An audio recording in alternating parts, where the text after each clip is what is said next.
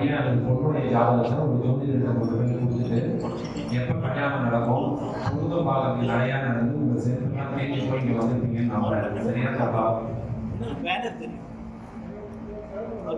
அப்போ கடவுளுக்கு அடுத்தபடியா நீங்க ஒரு கோயிலுக்கு போய் பிரார்த்தனை பண்ணுவீங்க, என் கோயிலுக்கோ பொருள் நல்லபடியா கல்யாணம் நடக்கும், சீக்கிரமா நடக்கும் பிரார்த்தனை பண்ணிட்டு அடுத்து நீங்க போய் நம்புற ஒரே இடம் ஜோதிடர் மட்டும்தான்.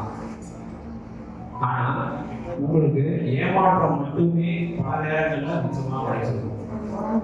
அதுக்கு என்ன காரணம்? எதனால உங்க குடும்பத்துல கல்யாணம் தள்ளி போகுது, அதுக்கு என்ன தீர்வு அப்படிங்கிறத பத்தி பேசணும் தான் இருக்கேன். உங்க எல்லாருடைய ஆதரவோடையும் அடுத்த ஒரு 15 நிமிஷத்துல சார் சொன்ன மாதிரி எனக்கு தெரிஞ்ச விஷயங்களை உங்ககிட்ட ஷேர் பண்ணிக்கிறேன். அதுக்கு முன்னாடி என்னை பத்தின ஒரு சின்ன அறிவிக்கும். ஏன்னா உங்களுக்கு என்ன பத்தி தெரியும், உங்களை பத்தி ஐயமே தெரிஞ்சுக்க வாய்ப்பு கிடைக்கும். என்னை பத்தி ஒரு சின்ன அறிவிக்கும் மட்டும் சொல்லிக்கிறேன். எனக்கு இந்த ஜோதிட துறையில ஒரு 10 ஆண்டுகள் அனுபவம் இருக்கு. சுமாராக ஒரு 20,000 ஜாதகங்கள் பார்க்க ஒரு சின்ன அனுபவம் எனக்கு இருக்கு. அஸ்ட்ராலஜில எம்ஏ படிச்சிருக்கேன். நான் ஒரு ஜோதிட ஆசிரியராக இருக்கு. குறைந்தபட்சம் இது வரைக்கும் ஒரு 1000 மாணவர்களை உருவாக்கியிருக்கேன்.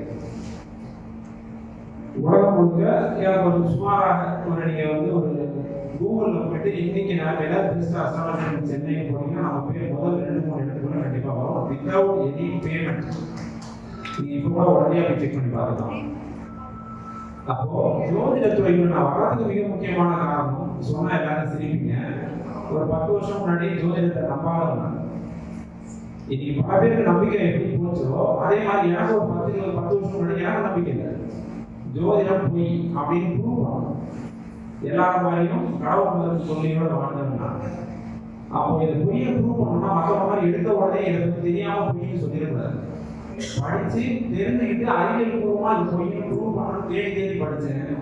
படிச்ச பிறகுதான் ஜோதிடம் எவ்வளவு உண்மையான ஒரு கலை, அது எந்த அளவுக்கு இன்னைக்கு பாடப்பட்டு கிடைக்கிறது நானே புரிஞ்சுக்கிட்டு நான் ஒரு 4 பேருக்கு பார்த்து சொல்ல போய் அது சக்சஸ் ஆக இன்னைக்கு தொழில்முறை ஜோதிடராக உங்க முன்னாடி நிற்கிறேன்.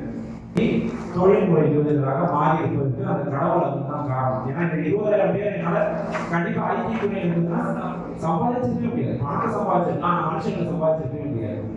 இன்னைக்கு நிறைய பெரிய மனிதர்களுக்கு ஏழைகளுக்கும் எல்லாருமே ஜோதிடம் பார்த்து அவங்க வாழ்க்கையில ஒரு முன்னேற்ற ஒரு விஷயத்தை என்னால் செய்ய முடிஞ்சதுக்கு கடவுள் அதுதான் காரணம்னு நான் நினைக்கிறேன்.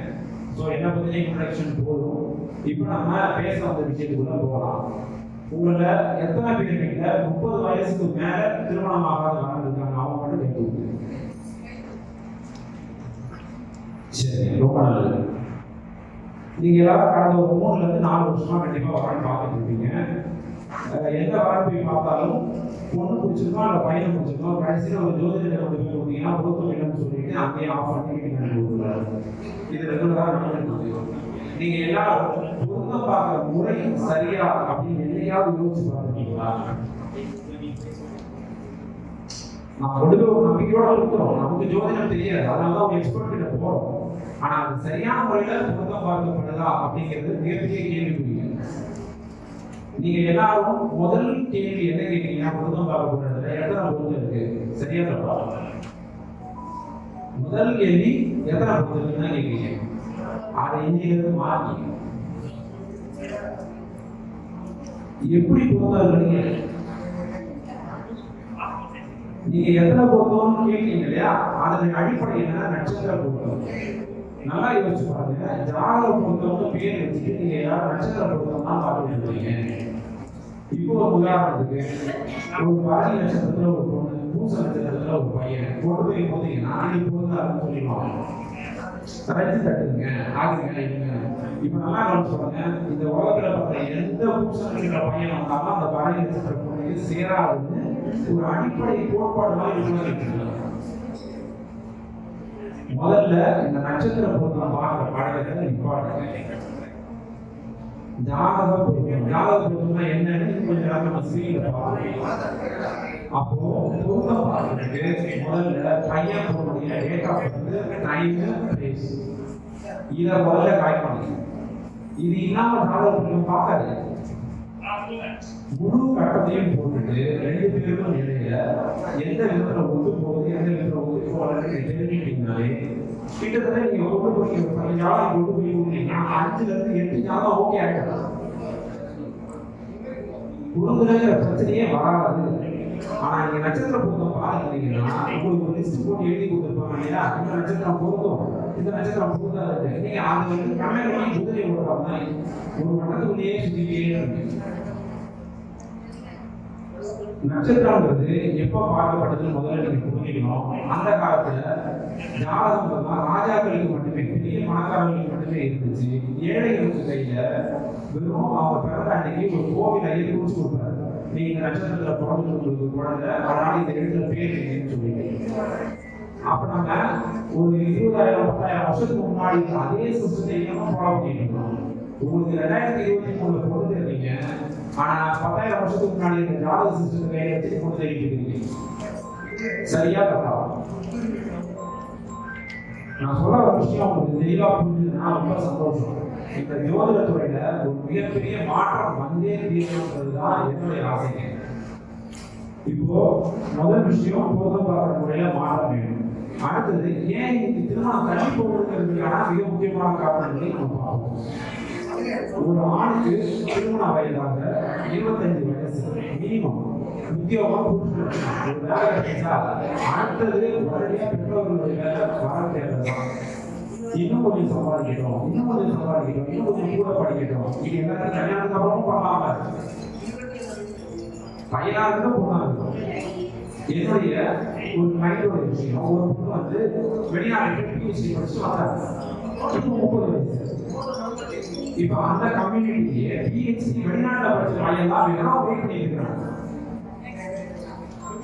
அந்த பொண்ணுக்கு எப்ப வெளிநாட்டுல பிஹெச்டி படிச்சு அந்த கம்யூனிட்டியில் இருக்க பையன் வந்து எப்ப கல்யாணம் நடக்குது? ஏன் ஒரு பிடெக்கோ பியூ படிச்ச பையன் சம்பாதிக்க மாட்டானா, குடும்பத்தை காப்பாற்ற மாட்டாங்க. ஆனா எதிர்பார்ப்புகளுக்குள்ளேயே வாழும்போது எதிர்பார்ப்புங்கிறது ஒரு கற்பனையான ஆடம்பரமா மாறிடுச்சு. அந்த பொண்ணு வீட்டுக்கு 1 லட்சம் சம்பளம் பையன் ப்ரொஃபைல் முதல்ல வந்தது. 1 லட்சம் வந்துச்சு, அடுத்த 1.5 வெயிட் பண்ணா 1.5 லட்சம் வந்துச்சு, அடுத்த 2 லட்சத்துக்கு வெயிட் பண்ணாங்க, இப்ப 2 லட்சம் வந்துச்சு, இப்ப 3 லட்சத்துக்கு வெயிட் பண்றாங்க.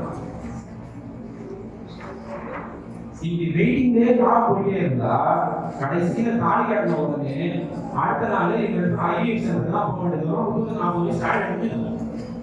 அதுக்கெல்லாம் கல்யாணம் ஆனா என்ன ஆகணும். அப்போ எல்லாரும் முதல்ல ஒரு விஷயத்தை புரிஞ்சுங்க, உங்களுடைய வாழ்க்கையில ரொம்ப முக்கியமான ஒரு விஷயம் ஒரு பாட்டை தேர்ந்தெடுக்கிறது. அதுக்கு சரியான வயசுல அது நடந்தா மட்டுமே அது நல்லா இருக்க முடியும். இல்லைன்னா கல்யாண வாழ்க்கை 30 வயசுக்கு மேல ஓவர் மெச்சூரிட்டி ஆயிடும்.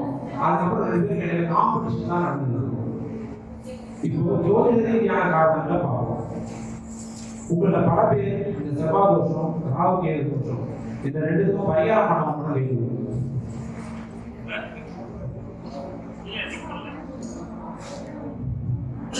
உங்களுக்கு நீங்க பார்த்த செவ்வாய் தோஷம்னா என்ன, ராகு கேது தோஷம்னா என்னன்னு சொன்னாங்களா, நீங்க கேட்டீங்களா?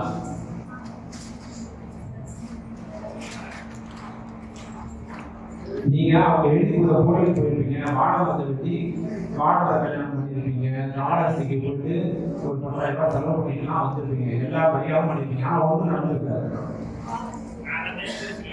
ஏன் நடக்கல கேள்வி முழுமையும் நடக்காது. திருமணம் அடுத்தாங்க அவர் சொல்ற பரிகாரம் பண்ணுவீங்க, எதாவது என்ன பித்த தெரியுன்ற நாங்களே தான் நீங்க ஓடி இருக்கு.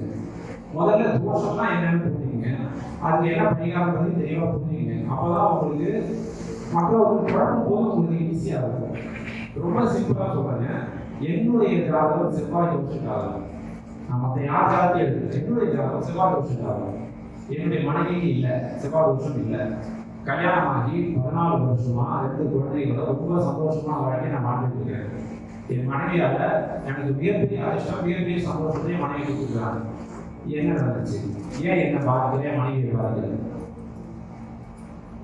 உங்களை சுற்றி பெரிய பயம் உருவாக்கப்பட்டது. செவ்வாய் தோஷத்தை பற்றியும் நாக தோஷத்தை பற்றியும் ராகு கேது தோஷத்தை பற்றி சொல்லி பெரிய பயம் உருவாக்கப்பட்டது.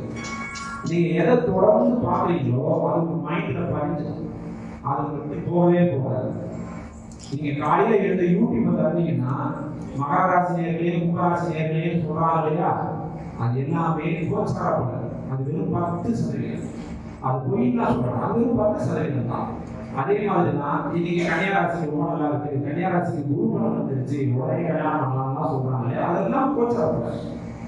2 வருஷத்துக்கு ஒரு தடவை எல்லா ராசிக்கும் குரு பலம் வரும்.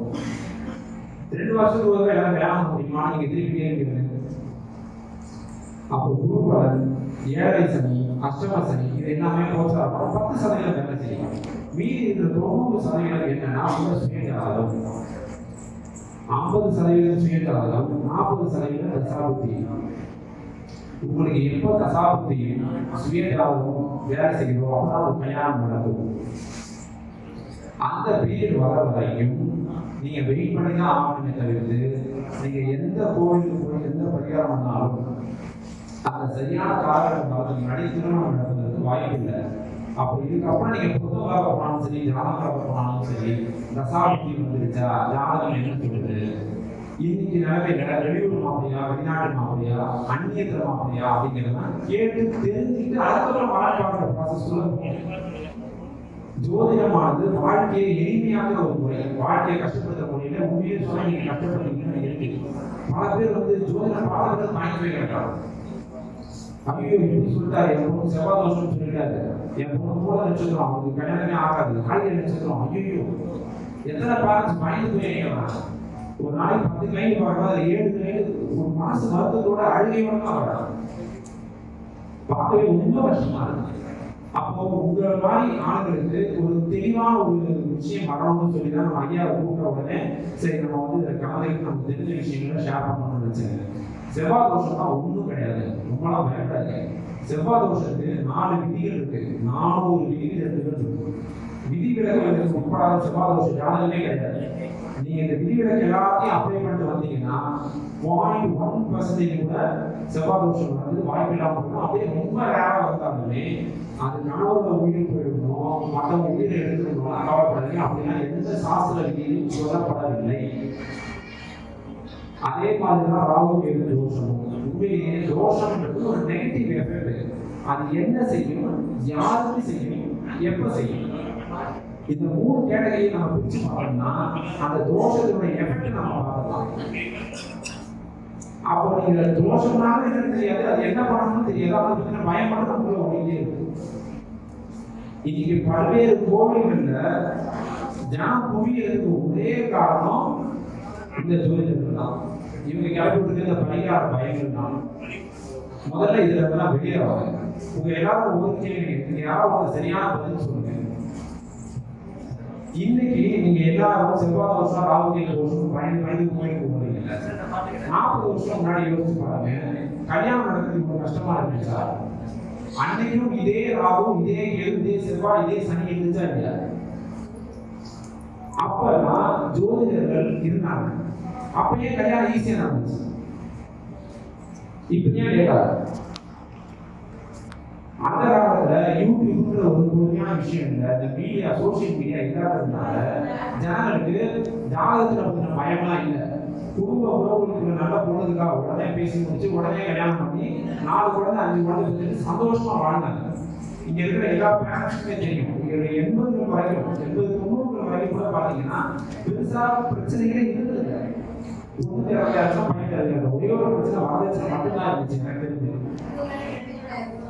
ஆனா இன்னைக்கு நிலைமையில ஒரு கல்யாணம் நடக்கிறதுக்குள்ள போதும் ஆயிடுது. இப்போ உங்க குடும்பத்துல கல்யாணம் சீக்கிரமா நடக்கிறதுக்கு ஒரு 4 டிப்ஸ் சொல்றேன். இது உங்க எல்லாருமே பயன்படும். யூஸ் பண்ணுங்க. ரிசல்ட் எப்படி இருக்கு எனக்கு ஃபோன் பண்ணி சொல்லுங்க. முதல் விஷயம், பொண்ணு பார்க்க போறதா இருக்கலாம் அல்லது ஆரம்பிக்கிறதா இருக்கலாம். அது பொண்ணுக்காக பட்டன் பார்க்க ஆரம்பிக்கிறதுனால இருக்கலாம், பதிவு பண்றதுனால கூட இருக்கலாம். நான் சொல்றதை நோட் பண்ணிக்கிட்டீங்க பண்ணிக்கங்க. பூச நட்சத்திரம், ரேவதி நட்சத்திரம், ஹஸ்த நட்சத்திரம், ரோஹிணி நட்சத்திரம், இந்த 4 நாள்ல நீங்க பதிவு பண்ணுங்க. பொண்ணு பார்க்க போங்க, பொண்ணு பார்க்க வர சொல்லுங்க. இதை நீங்க செஞ்சீங்கனாலே ஒரு 25% உங்க ஜாதகத்துல எப்பேற்பட்ட தளங்கள் எல்லாம் நீங்க திரும்ப சொல்றேன். பூசம், ஹஸ்தம், ரோஹிணி, ரேவதி அந்த நாள் வர்ற அன்னைக்கு நீங்க போய் பாருங்க, ஆரம்பிங்க. இப்ப சப்போஸ் இது 2வது டிப்ஸ் சொல்ல போகுது. உங்க ஜாதகத்துல நிறைய பிரச்சனைகள் சொல்றாங்க, நிறைய பரிகாரங்கள் சொல்றாங்க. அது எதையும் கண்டுக்காதீங்க. ரொம்ப சிம்பிளுங்க. எப்பேற்பட்ட தோஷம் பரிகாரம் ஆனாலும் சரி, அதெல்லாம் நீங்க செய்யறதுக்கு ஒரு 6 மாசத்துக்கு முன்னாடியோ 3 மாசத்துக்கு முன்னாடியோ உங்க வீட்டு பக்கத்துல இருக்கிற விநாயகர் கோவில் விநாயகர் கோவிலுக்கு உங்களால முடிந்தது அந்த கோவில் கட்டாங்கன்னா அந்த கோவிலுக்கு தேவையான விஷயங்கள் செய்யுங்க.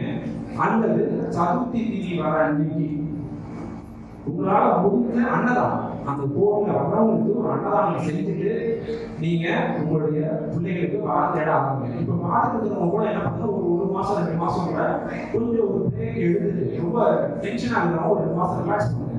அப்புறம் நான் சொன்ன இந்த விஷயத்தோட ஆரம்பிச்சிருக்காங்க. நல்ல ஒரு மாற்றம் உங்க கண்ணுக்கு தெரிய வரும். மூணாவது, உறவுகளுக்குள்ள பெண் தேடுங்க. எப்படி தேடுறது? உங்க வீட்டுல ஒரு விசேஷம் நடக்குதா, ஒரு கல்யாணம், ஏதாவது ஒரு விசேஷம் நடக்குதா, உங்க பிள்ளைகளை முதல்ல சொல்லுங்க. இன்னைக்கு நிறைய பேருக்கு சித்தி யார் அத்தை யாருன்னு தெரிய மாட்டேங்குது. போக மாட்டாங்க. நீங்க அங்கெல்லாம் யாரும் போய் எனக்கு பேஸ்புக்ல நிறைய சொல்லுவாங்க. நீங்க என்ன பண்ணணும்னா உங்க பையன் பொண்ணு அவங்க போனாலும் அவங்க உறவுக்கு தெரியும், இப்படி ஒரு பையன் நம்ம குடும்பத்துல இருக்கான், இவனுக்கு நம்ம தெரிஞ்ச போகணும், நம்ம பேசுவோம்னு எண்ணம் அவங்க வரும். நீங்களே உறவுகளுடைய கல்யாணத்துக்கோ விசேஷத்துக்கோ போகாமலோ அனுப்பாமலோ இருந்தீங்கன்னா கண்டிப்பா உங்க உறவுகளுக்கு உங்களை பத்தி தெரியாது. உறவுகளுக்குள்ள பெண் எடுப்பது நல்லது. மருத்துவம், நவீன மருத்துவம் ஒரு மிகப்பெரிய பொய்ய சொல்லியிருக்கு. உறவுக்குள்ள கல்யாணம்னா குழந்தைகள் ஆயிடுது. அந்த மாதிரி ஒரு சம்பவம் கிடையவே கிடையாது. நவீன மருத்துவம் மிகப்பெரிய உறவுல கல்யாணம் பண்ணி ஜாதகம் பார்த்து குறைந்தபட்சம் 2000 ஜாதகம் எடுத்து நான் ரிசர்ச் பண்ணி பார்த்தேன். அதில் ஒருத்தருக்கு கூட குழந்தை குழந்தை நடத்தியா போகிறது. உறவு இல்லாம கல்யாணம் பண்ணாங்க. அவங்களுக்கு நிறைய பாதிப்பு வந்து ஐநூறு தான் சொல்லிட்டு இருந்தாங்க. ஸோ உறவுக்குள்ள பெண் பாருங்க, உறவு விசேஷத்துக்கு கண்டிப்பா போகும். நான் மிக முக்கியமான ஒரு டிப்ஸுங்க. நீங்க எப்போ பொருத்தம் பார்த்தாலும் சரி, கல்யாணம் நடக்கிற காலகட்டம் இதுவா அப்படிங்கிறது பாருங்க. சில பேர் பொருத்தம் சூப்பரா இருக்கு, ஆனா அவங்க பொருத்தம் பார்த்தது கல்யாணம் நடக்கிற பீரியட் பாருங்க. அந்த பீரியட் நிறைய தப்பு பண்ணிடுறாங்க. அந்த டைம் வந்து அவங்களுக்கு நல்லா இருக்கிற டைம் ஆகும். அந்த டைம்ல போய் கல்யாணம் பண்ணிட்டு கஷ்டப்படுறவங்க நிறைய பேர் கூட பாருங்க. அதனால கல்யாணம் பண்றதுக்கு முன்னாடி பொருத்தம் பார்த்ததுக்கு அப்புறம் இது கல்யாணத்துக்கு உகந்த பீரியடா ஒரு 6 மாசம் தள்ளி பண்ணலாமா அப்படிங்கிறது பாருங்க. அது ரொம்ப ரொம்ப முக்கியமானது. இப்போ பொருத்தம் எப்படி பார்க்கணும் அப்படிங்கிறது அந்த ஸ்லைடை நம்ம பார்ப்போம். சார் போடுவீங்க.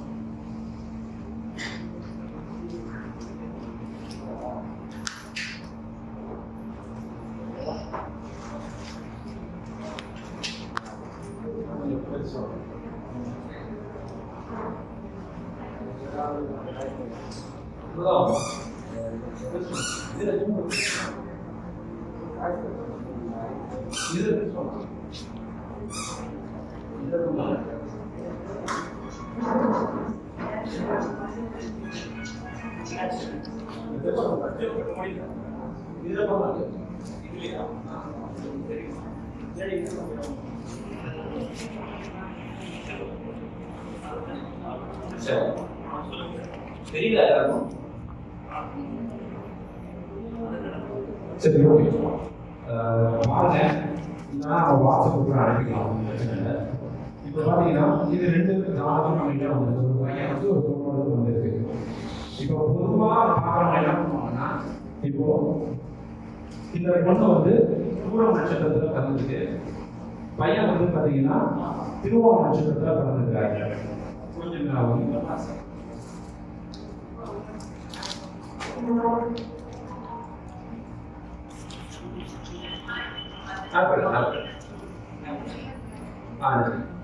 இப்போ இதுல நட்சத்திர பொருத்தவரை நம்ம கூத்துருக்கிற இந்த இடத்துல பாத்தீங்கன்னா 5 பொருத்தம் அப்படின்னு இருக்குங்க.